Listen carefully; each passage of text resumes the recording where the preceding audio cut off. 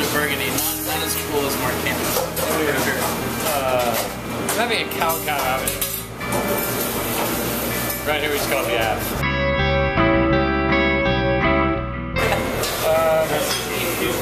How did I get started?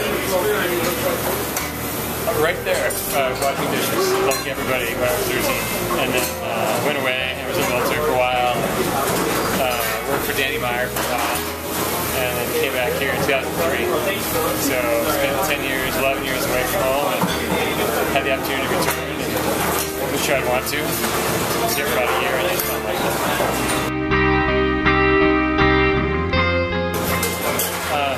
God, Chef is pretty come to the mix. We've had 5 chefs in 61 years. I brought my brother back on in the restaurant in 2005, and he and I both decided we'd up the ante in what the restaurant is doing culinarily. Has quite a service history, and in the early days, quite a legacy of food.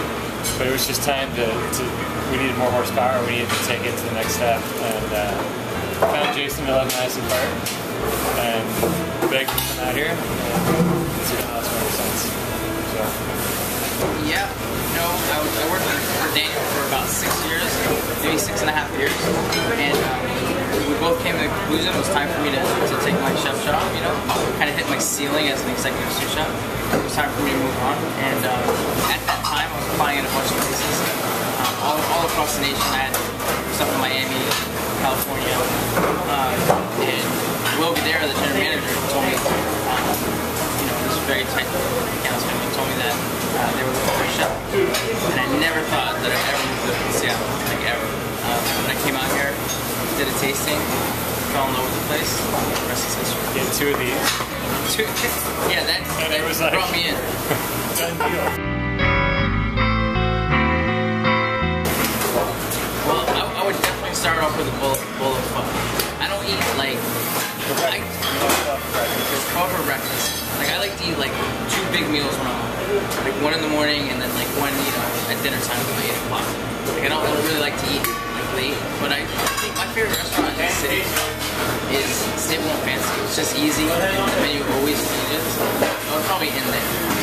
I would wake up probably around 8. I would have second breakfast with my kids because they have their first breakfast like at 6 or 7. I don't have kids.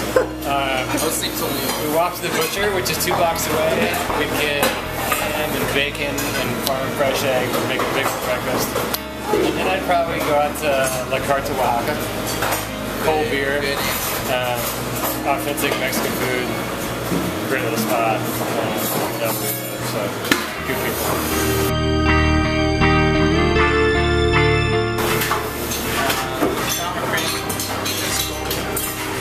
Blake Wetzel was out on Lummi Island. Great cook. And that's not Seattle, but you know, it's worth a trip out there. Jason Wilson. Jason Wilson. It's great. You said Ethan. Yeah. I just really respect him. Dana and Brian over at Dana and Brian at Spur. These guys know what they're doing. They work their asses off. They're good guys. Jason Stratton. What he's doing is exciting. He's got a couple dishes there that change your world. Awesome.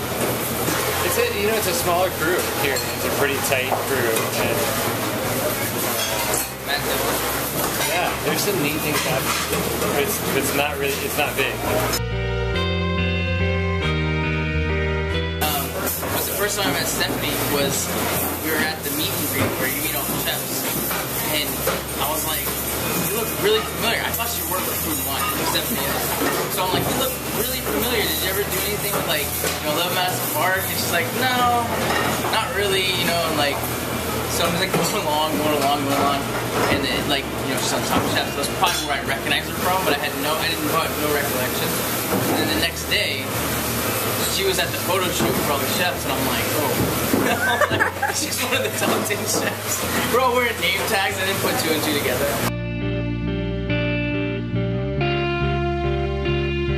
That is not true. That is not true. No one on this earth can beat Stephanie as I will stand behind Stephanie. Where's Patrick? Can someone look at Patrick? Is that the GoPro? Can we get Patrick?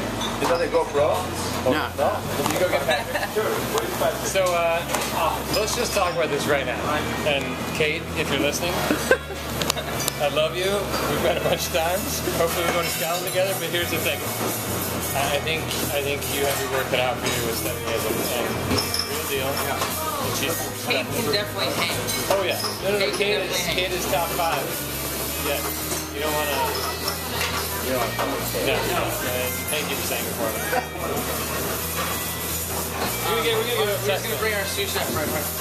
He actually lost to Stephanie Andrews, and I had $100, but I lost. Hold on, so Patrick Harris is the executive sous chef here, and among other titles, you can probably shotgun a beer faster than any man.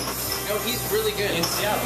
I mean, more or less, that's a loose, pretty much title. Pretty much no guy title. Tell us about the time that Stephanie came to town. First of all, it was would it help to hold a big girly drink as you... we were both out of our territories, and first of all, we chugged a beer, and I beat her by a mile. Chugging a beer. And then we did an Irish car bomb, which is getting us some bacon. First sip, went up my nose, kind of choked. Not a mistake, you know. I'm not back on the horse. She beat me after that. But you know what? That was okay with my performance. And now I have this. It's a dream come true. It's great. It's great for those guys. Happy for them. I think it was smart of Danny to bring them on. I don't think anyone knew that would happen when Will, Dara, and Jenna came aboard. But as they ran with it, Danny was smart to let him do so. He recognized that they were both super talented. And they created a beautiful restaurant. And I think it was smart to sell it to them, frankly. I think in 1950, our grandfather set out to have the best restaurant in the country. I don't know if he ever met that goal, but that was his idea. And it wasn't just to have a 1950s restaurant. It was that it would always try to remain at the top. And that's part of our legacy. And it's also a challenge. We've been given that heritage, that history, and I think to be good stewards of it, we need to be pushing every day.